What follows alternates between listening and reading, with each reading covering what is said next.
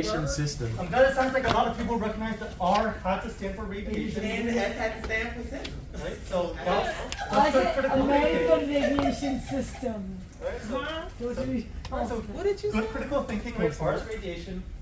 Alright, but yes, because you see that this is a sort of kind of like a disease process. Right? So this is a syndrome. Exactly what And you then said. it is acute. What does acute mean? Extreme, like too much. I mean, 40. Alright, so yes, acute. In this case, we're talking about short term, right? So this isn't like a kitten, right? It's not acute. Right? That's a different acute. Right? This acute means short term, in a short period of time. Like an angle. So short term effects.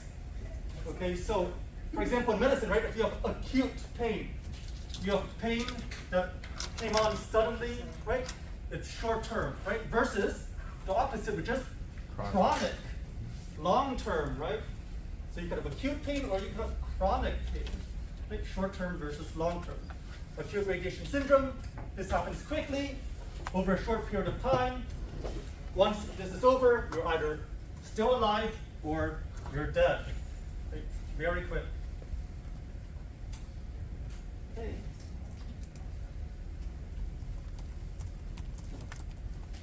And I did make sure to ask if you had any questions multiple times. I just want to mention that. Okay, so moving on. Radiation protection. How do we avoid ARS, right? Acute radiation syndrome. How do we avoid exposing our patients too much? What can we do to reduce our own exposure? There are three major elements. You must know these three major elements. You should be able to recite them back to me if I ask you at any time. They are time, distance, shielding.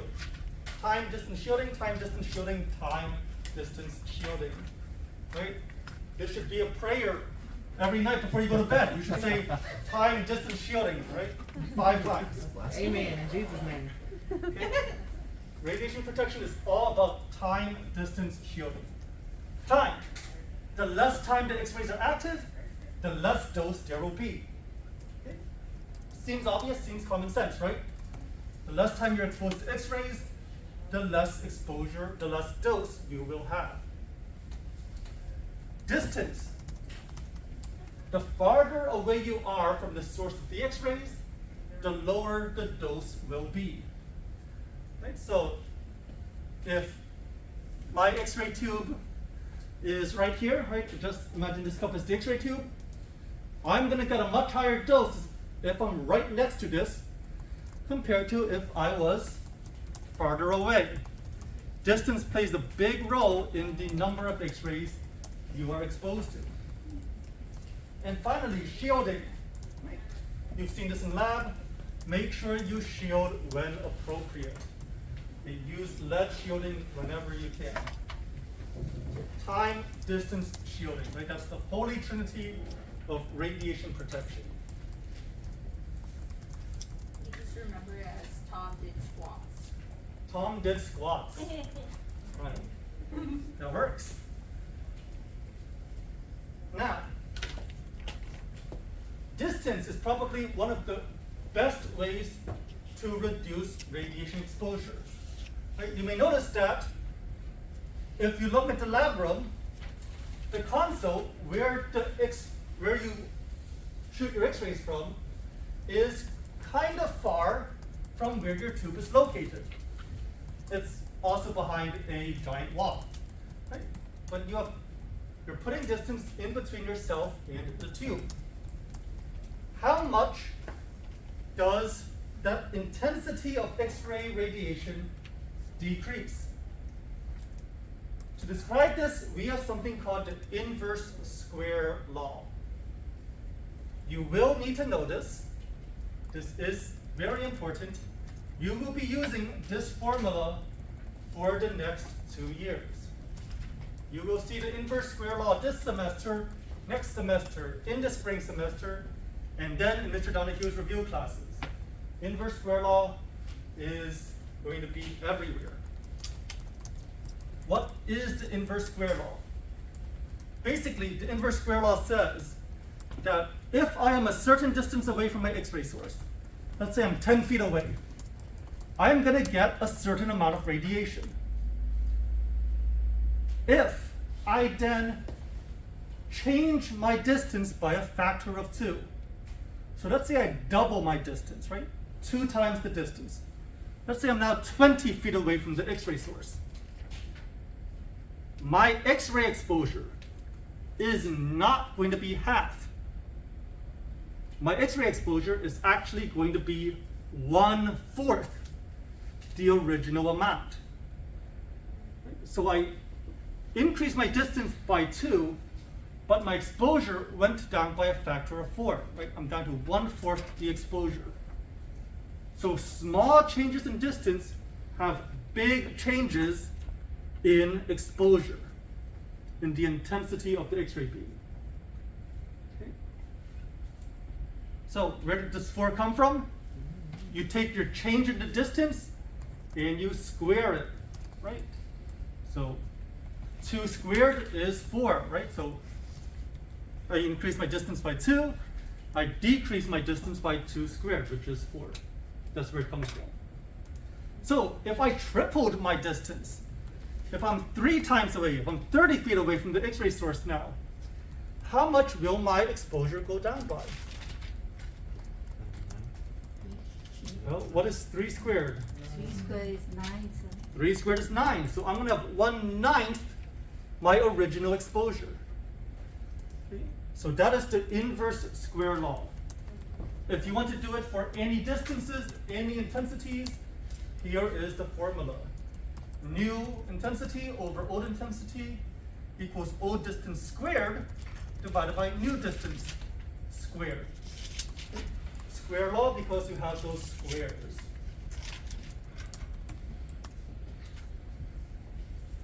So, does inverse square law make sense? No. It does not. All right, I want you to try this. Can we go to the picture? Take out your phones. Or you can write down so we can see the form. All right, so take out your phones. All right, turn on the flashlights of your phones. Oh, All right, take your phones, aim it at the desk. Just aim your phone at the desk. Take a look at that nice bright spot on your desk, right? Now, lift your phone up. What happens to the brightness on your desk? It gets less bright, doesn't it? Okay. Right? It gets more bright, it gets less bright. Light is also made of photons. So this is exactly the same thing as is happening with your X-rays. Your source is close, lots of X-rays reach your target. Your source is far, fewer X-rays reach your target. Right? The brightness is going to go down by 1/4 if you double your distance. Right? This is all the inverse square law is saying, right? Bright, not bright, bright, not bright. Increasing your distance decreases the number of X-rays which reach your target. Okay? In the case, right, of radiation protection, the target is you, right? You increase how far you are from the X-ray tube, and you decrease the number of X-rays which reach you. Does that make sense?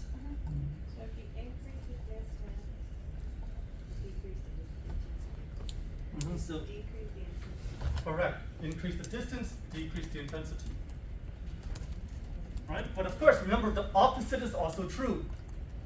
If you decide to stand right next to the X-ray tube, you are going to be significantly increasing the intensity which reaches you, because your distance is so small now that the intensity will go up by a lot. So it's very important you pay attention to your distance from the X-ray tube.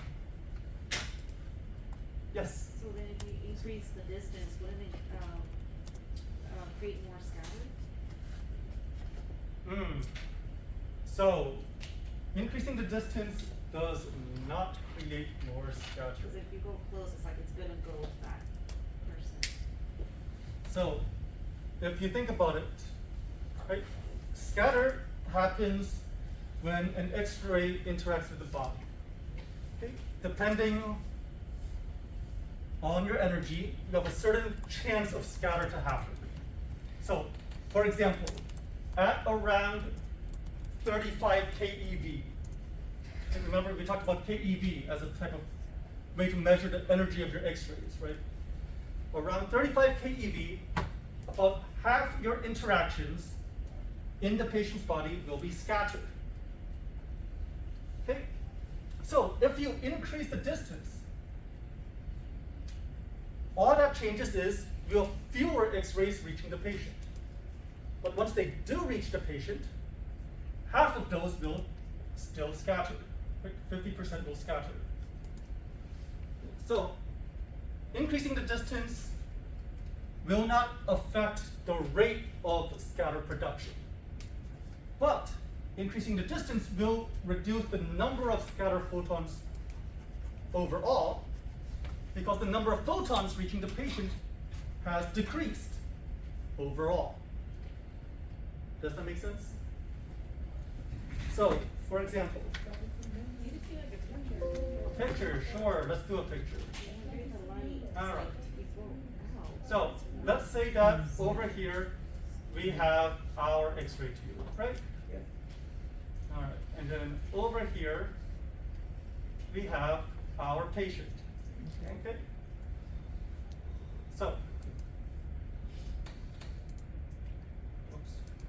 Okay. So, let's say the X-ray tube is shooting out X-rays like this.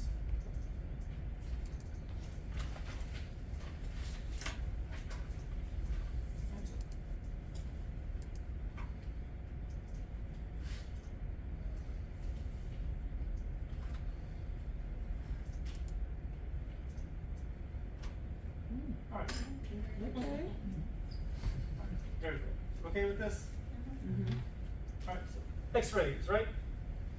So if we were to finish drawing out these lines, right? This X-ray would still miss our patient. This X-ray would hit. This would hit. So as you can see, right? Because we're far away, only a few X-rays are actually able to reach our target, right? The rest just end up spreading out and going other places, right? That's not scatter. Scatter is very specific, right? Scatter is something that happens inside the patient. So It's what, a change in direction.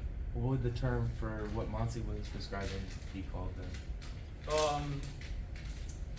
That would be poor collimation. Poor column. Right, because you're supposed to collimate to your target, right? So Right. you should not have it spreading out like that. Okay. I don't know if we have an actual term for X-rays that are gonna be, that occur from poor collimation that go outside your IR. Uh-huh. But it should not happen. Right? So Or Poor to then- go collimation. through the patient and then scatter. Correct. Before it's not even getting to the patient, so it's not scatter. Right, so Change in direction. here at the patient, one of three things can happen, right? The X-ray could go straight through. What is this called? Transmission. Transmission. Good. X-ray could come in here and then just stop. It could disappear. Absorption. Or the X-ray could come this way and then change direction. Scatter. Right? So in this case, 3 photons reached the patient. 1 was transmitted, 1 was absorbed, 1 was scattered. However, what if we were to decrease the distance? What if we took this and we brought it closer? Now, when we bring it closer,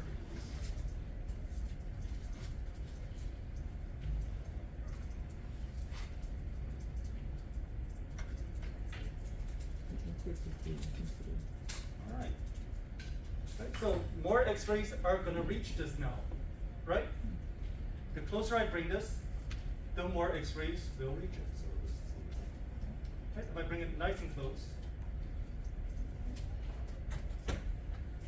Now all 6 of these are going to reach my target, correct?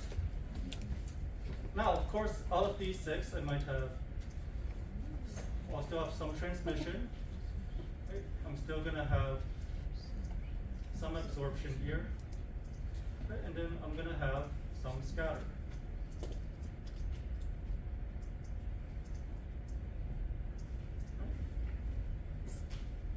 The percentage is still the same, right?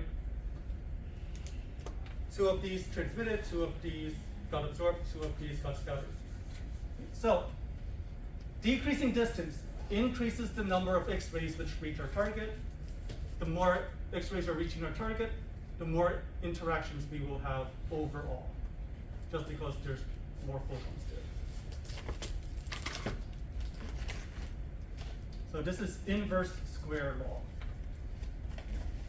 So if you want to protect yourself, should you stand close or far from the X-ray tube? Far. Far, very good. If you were doing a chest X-ray and you accidentally used a 40-inch SID instead of 72, what would happen to your patient dose? Increase. It would increase. Very good. So do you see how you can use that information to see what happens to your patient or what happens to you? Right? It depends on distance.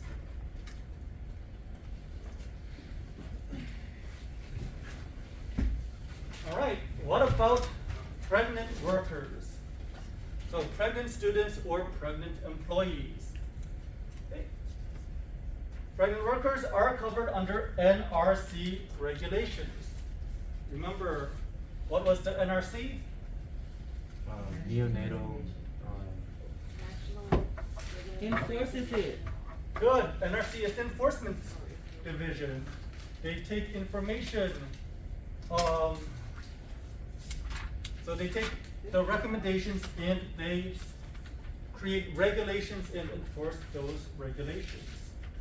But what does it actually stand for?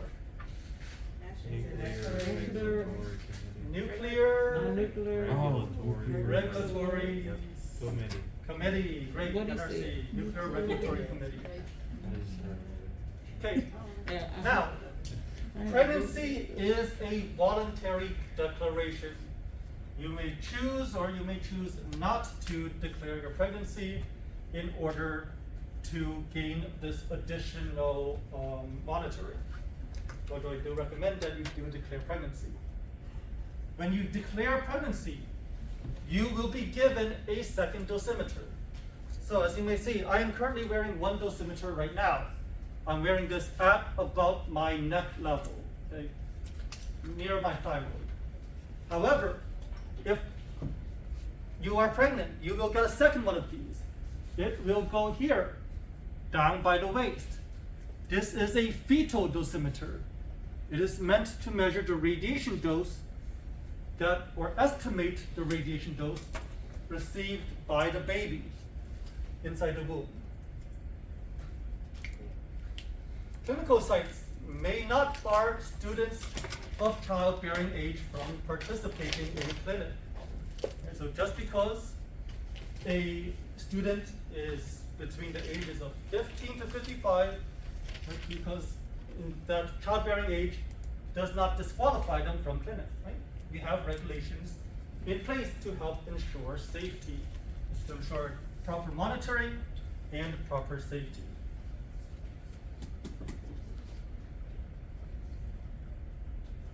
Speaking of monitoring, we have several ways to monitor radiation dose.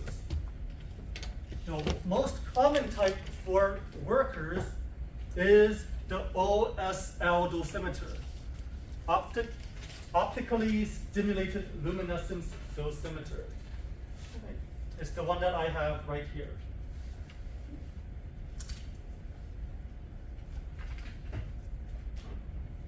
Now, right, so dosimeter, you take this word, you break it down.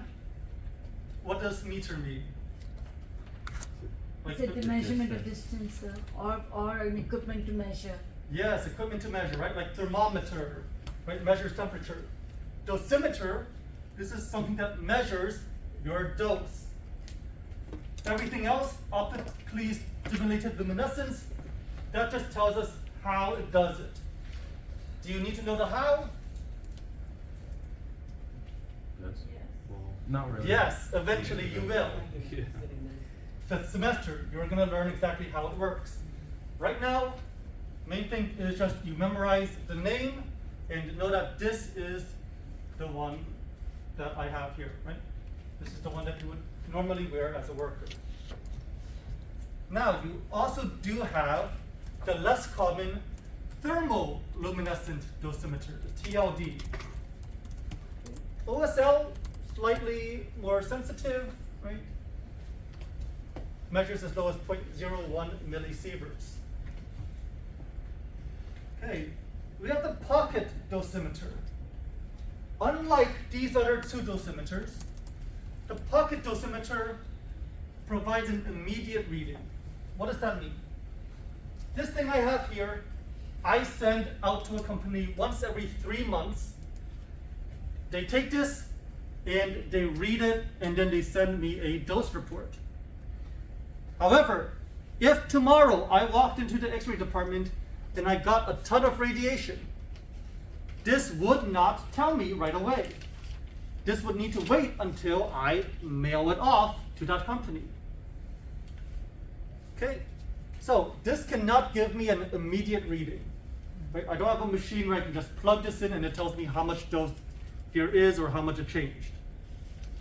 The pocket dosimeter does give an immediate reading. So if you want to know how much dose you received while you've had it on you, just take it out and you look at it. And it will be right there. Yes? Would that be more for women that are pregnant or those who have a sensitivity to certain radiations, or? No, this is going to be more in high radiation areas. Okay. Because the problem with the pocket dosimeter is that it does not create a permanent record. Right? For example, this thing, when they read it, there's a little physical sheet of film inside here, right? Or I'll call it film for now to avoid confusion. So there's a little sheet of something in here that records the amount of radiation received. Right? So that is an actual physical permanent record. Right? If someone wanted to, they could always come back, go back to that sheet and remeasure it, and double check to make sure that the dose measured was correct. With the pocket dosimeter, this is not permanent. You look at it, but it cannot create a recording of its reading. Right? So you just look at it like, all right, that's my dose for now. Right? But then, 5 months later, if you want to know what your dose was, you would not be able to do so because it did not create a record. Right? You have it, you erase it, you use it, you erase it. It does not create a permanent record. Finally, field survey instruments. So rather than detecting radiation dose to yourself, what if you want to know the radiation dose in an area? For example, in nuclear medicine, remember we have radionuclides that the patients would ingest for their studies. We need to store those radionuclides somewhere safe. So we have a storeroom for them. But what if you want to know, is any radiation from those radionuclides leaking out of the storeroom? Right? Is the area outside the room radioactive? Is there radiation in the hallways next to it? If you wanted to answer that question, you would need to use a field survey instrument. We have a couple of these. Probably the most famous one is the Geiger counter. Right? It's the one that looks and sounds kind of like a metal detector. It goes beep, beep, beep, beep, beep, beep, beep, right, if there's a lot of radiation. That is one example of a field survey instrument. So, personnel monitoring and then field monitoring. Any questions about these? So which one of them would be for pregnant women? So this is probably going to be the most common one for pregnant. The OSL. So remember, these first three are to monitor you as a person. The fourth one is to monitor the environment, the area. This first one is the most common. The first one? First one is the most common. So I would get two of the same one. You would get 2 OSLs. One for yourself and then one for the baby. Okay. Can I move on? All right, so chapter 10, Chapter 10 is about human diversity, it's about multiculturalism. So, especially here at Harris Health, your patients are going to come from all walks of life. Right? We have a very large population of minority patients. You'll get Hispanic patients, you get Vietnamese patients, but you also get patients from much less famous places as well. So it's important that we are able to properly care for all these patients. Right? So regardless of where the patient is coming from or what their circumstances are, we need to be able to show understanding, we need to be able to communicate, we need to have empathy. So you're going to be working with patients that are homeless. You will be working with patients that do not speak any language you speak. You will be working with patients who are incarcerated, inmates. Right? You will be working with patients that have disabilities. So you need to be able to work with all patients. But you don't just get to pick and choose your patients. So what sort of differences might we run into? We have age, ethnicity or national origin. We have race. We have gender or sexual orientation, mental or physical ability, religion, and many others. Many of these statuses are legally protected. Right? You are not allowed to discriminate based on these statuses. Okay.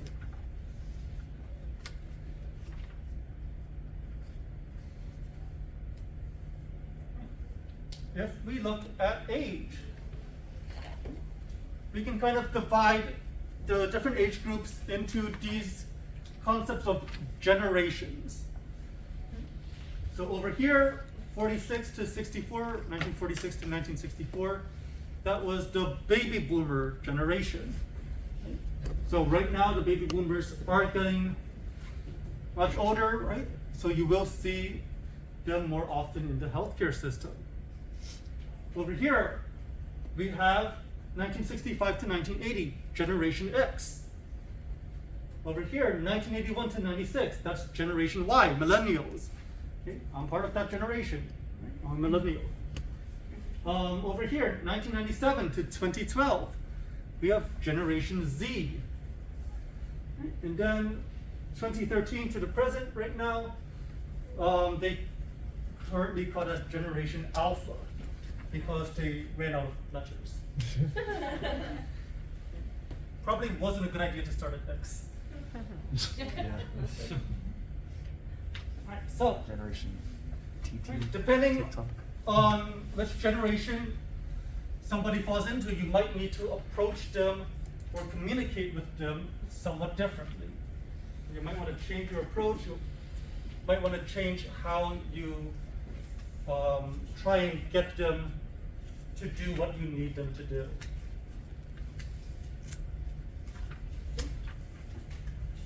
Biases to watch out for. Okay, and there are a lot of age-related biases. So, for example, valuing youth over age. This patient's younger, this patient's older, so the younger patient is more important, they're probably smarter, they probably know what they're doing, probably not going to be using only 2 fingers to type. Right? Valuing youth over age. Viewing aging as something undesirable or bad. That's another bias. You always hear people, oh no, I'm getting old, right? It's a bad thing that I'm getting old. So that is a bias to watch out for. Placing little value on the contribution of senior citizens, or considering senior citizens to be mentally inferior. Okay, so can't teach an old dog new tricks, right? That person's old, so there's no point trying to train them or teach them. You'll just raise the younger people up instead to take their place. Right?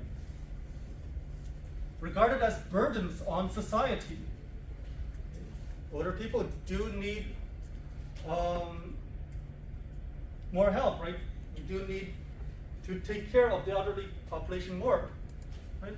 But then that can spill over into considering them as burdens on society. Sometimes they may even internalize these biases or these prejudices and think that they are burdens, right? They should hurry up and die so that their family doesn't need to take care of them anymore. Right? And of course, we do run into elder abuse as well. It could be physical abuse, it could be emotional abuse, it could be financial abuse. So, it's important that just because someone is older or someone is younger, that we don't bias one over the other. Yes. Would another way to say this be ageism? Ageism, yes, that is another way to say it. And so we have racism, but we also do have ageism. Okay. Ethnicity, national origin, race. So, ethnicity and race have slightly different definitions. Ethnicity is affiliation with a group based on customs, characteristics, language, history, national origin. So it's more of a cultural thing, ethnicity. Race, a group of humans distinguished by the relative frequency of certain genes or physical characteristics such as hair color, eye color, skin color, stature, body type, body proportions. So racism is more of a genetic basis. So it's going to be genetic basis versus a cultural basis. Race versus ethnicity. Now, we want to be aware of ethnocentrism. We want to be careful of racism. What is ethnocentrism? Considering their ethnicity greater than others. Considering their ethnicity greater than others. Good. Yes, Jay. Possibly only caring about those within that ethnic group? Only caring about those within that ethnic group. That would probably lean a bit more towards racism. Okay. So the key to ethnocentrism is that, for example, you have this ethnicity, this culture, right? And this culture does things a certain way. And you think that the way this culture does things is the only right way to do things. Right? So you know how there's like egocentric where you're caring about yourself and where you think the way you think do things is the only right way. Right? There's ethnocentrism where this culture is the only right way to do things. Right? Other cultures' way of doing things are wrong, they're inferior, they're not correct. I see. Right? So let's see. So for example, ethnocentrism. Wow, I can't believe other cultures eat horses. We don't eat horses, we're civilized. Right? Ethnocentrism. Well, my culture does not eat horses, so that's the right way to do things. Another culture eats horses, that's the wrong way to do it, so therefore they are not civilized. Does that make sense? So, can anyone think of any other examples of ethnocentrism? Yes, I Jay. got two offer it. Forks, spoons versus chopsticks. Forks, spoons versus chopsticks. Yes, that's right. Forks are inferior to chopsticks. I'm glad you brought that up. I'm joking. But yes. Let's get out of the play, bro. But yes, that's right. Valuing, okay, well, I can't believe that these people eat with chopsticks or for other cultures, right? Bare I can't hands, believe yeah. these people Or eat with eating their with hands. hands. Like with bread and Right? whatnot. They Yeah, don't yeah, yeah. use utensils. They don't use plates, right? They've got a banana leaf and they eat with their hands. Mm-hmm. How barbaric, right? No, that's ethnocentrism, right? That's just thinking that your way of doing things is the only right way. Yes, Emily. Would religion fall under that? Mm-hmm. Religion. Because you know how there's some that they don't accept like blood transfusions or anything like that. They think when it's my time, it's my time. Yes, right. So religion also can fall under culture, right? So yes, certain cultures, especially those that have heavily religious influences, having a different religion have a different way of doing things, and then saying, no, that religion is wrong, that religion is inferior, that religion is not correct, right? That would also fall under ethnocentrism. Very good. So most of human history. We won't get into that. But okay, any other examples that you can think of?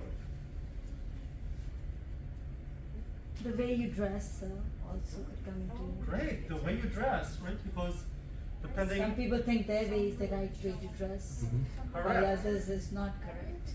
Right. So, yes, Melanie. What about when babies get circumcised?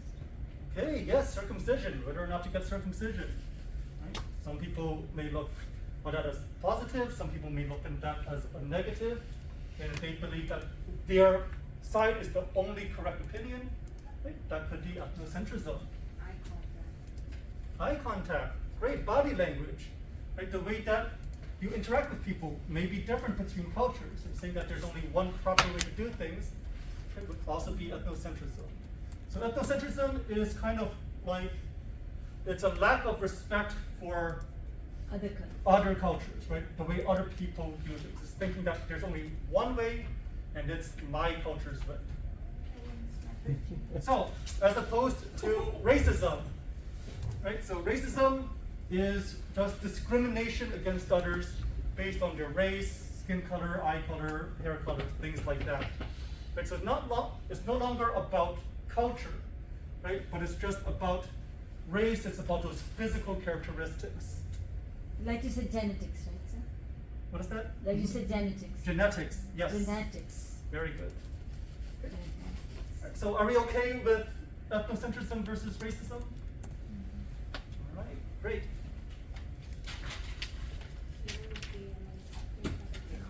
So many different ones.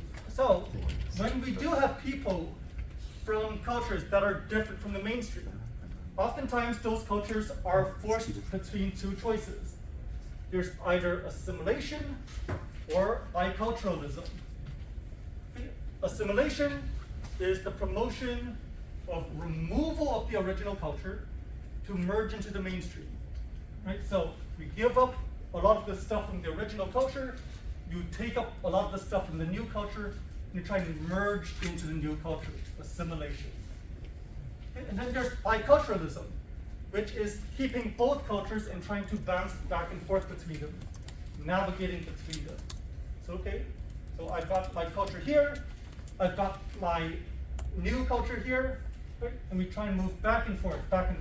Maybe celebrate both holidays, maybe dress this way one time, dress that way another time, speak languages depending on where I am, right? At home, speak one language, out at school, speak a different language, right? So biculturalism, trying to keep both cultures, trying to balance both cultures. Okay. So, personally, I am a big fan of biculturalism, right? I do believe that biculturalism is the more rewarding option, not just for myself, but for everyone else around me as well. Okay. So, for example, if there are linguistic differences, right? If there are differences between the language you speak and the language your patient speaks, how should you handle it? Right?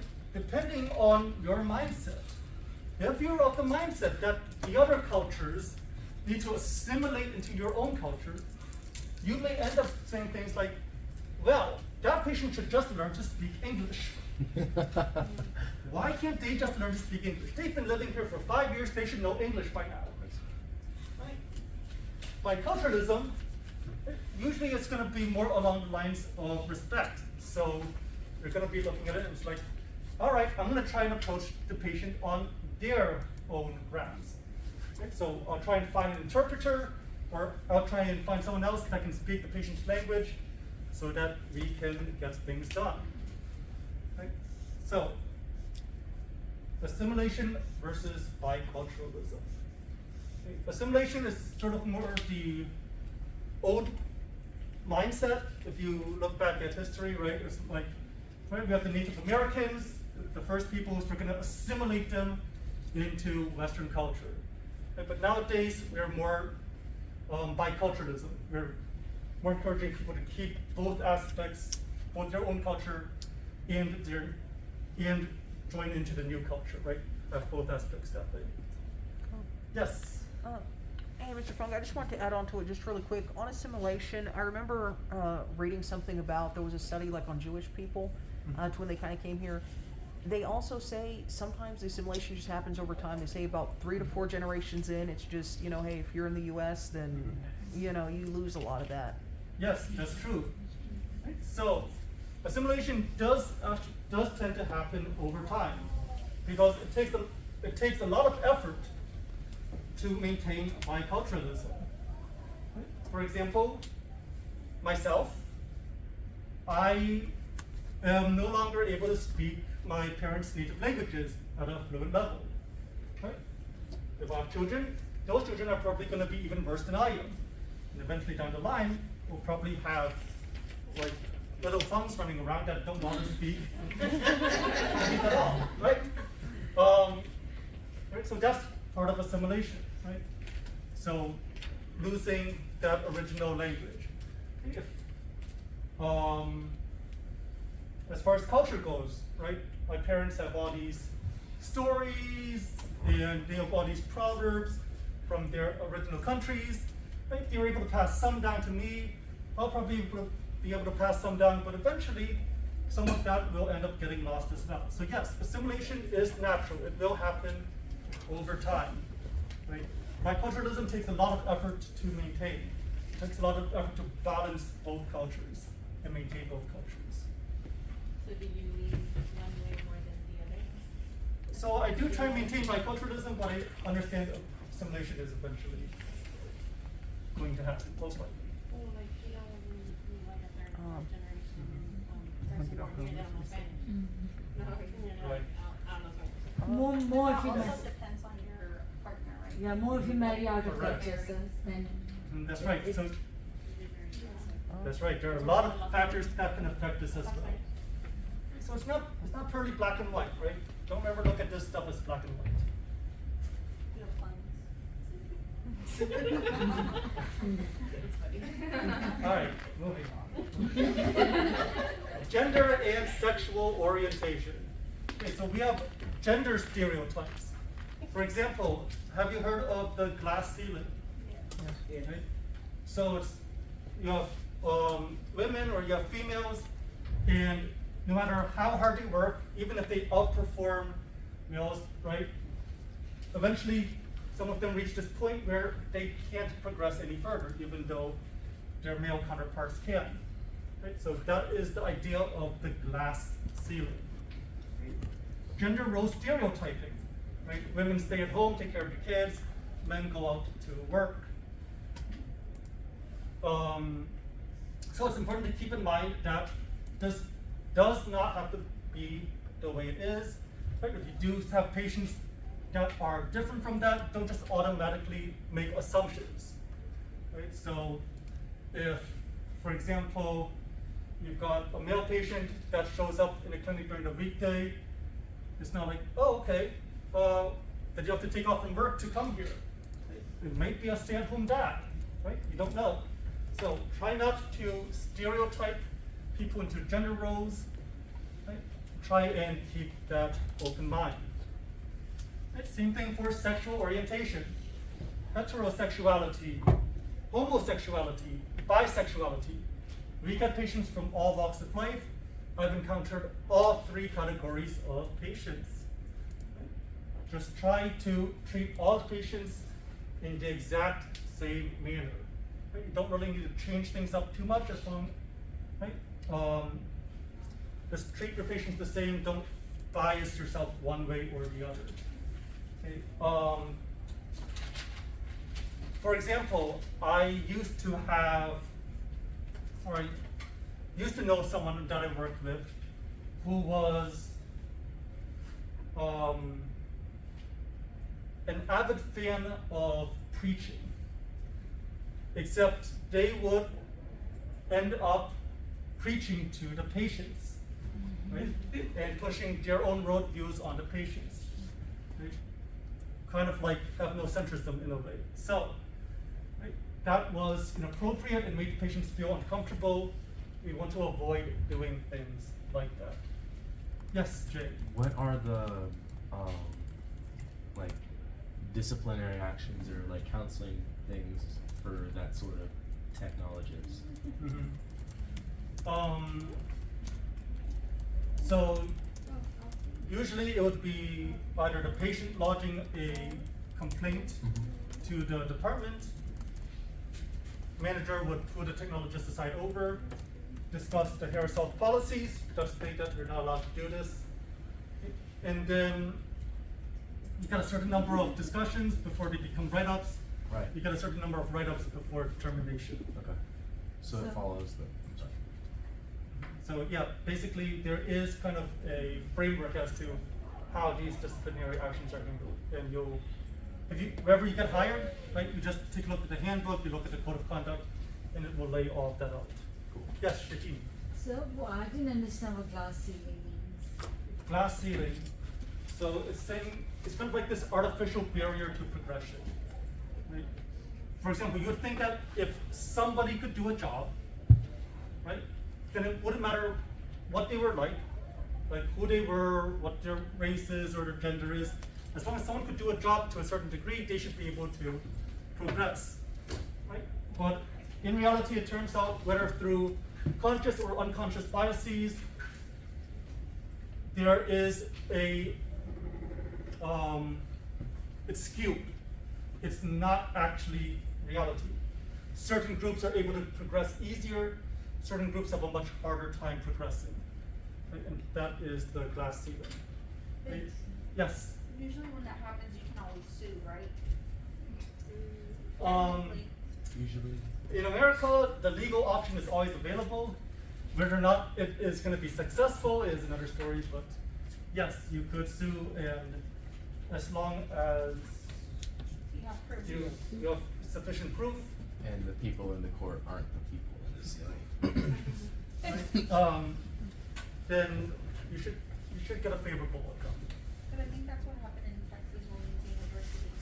The guy was getting paid much more than the females, Mhm. and then the girls found out, and then they took that case to court and they won, so now they're getting paid equally. Right. So that would be an example of glass ceiling. Very good. The U.S. soccer team, like the women's team, did that too, right? I'm not sure. Yeah. For the Olympics. Right. I do remember hearing that. Yes.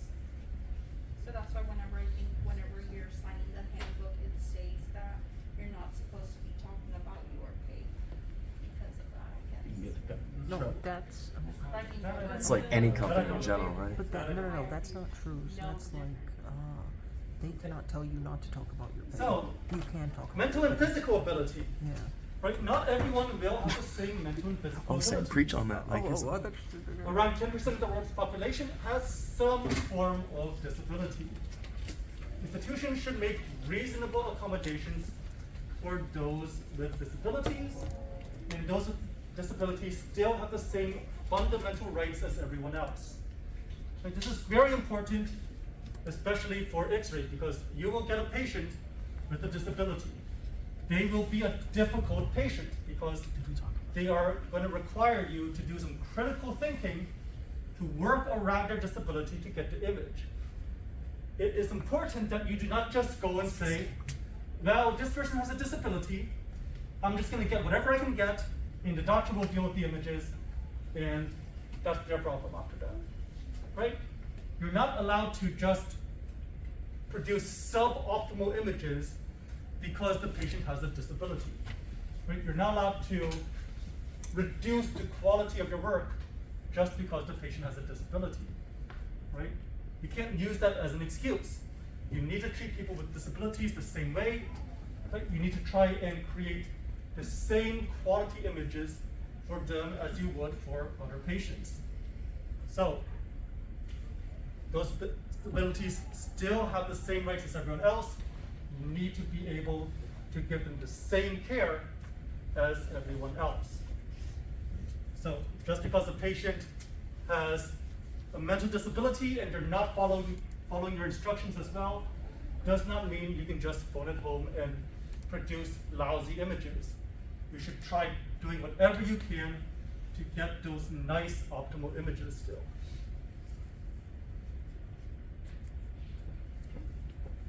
Embracing cultural diversity. We should recognize, accept, and learn about groups of people different from ourselves. Institutions should value diversity, perform cultural self-assessment, be conscious of the dynamics of cross-cultural interactions, institutionalize cultural knowledge, adapt service delivery to reflect an understanding of a multicultural environment. Okay, so here ourselves here at the school, one of the things we do is in November, the second week of November, on that Friday, we have International Day. On International Day, it turns into a giant party. It's a giant potluck. Everyone gets to bring in food or dishes from their home culture. They can dress up in the clothing of their home culture. And it's just a big celebration of the diversity of our school and of our hospital district as a whole.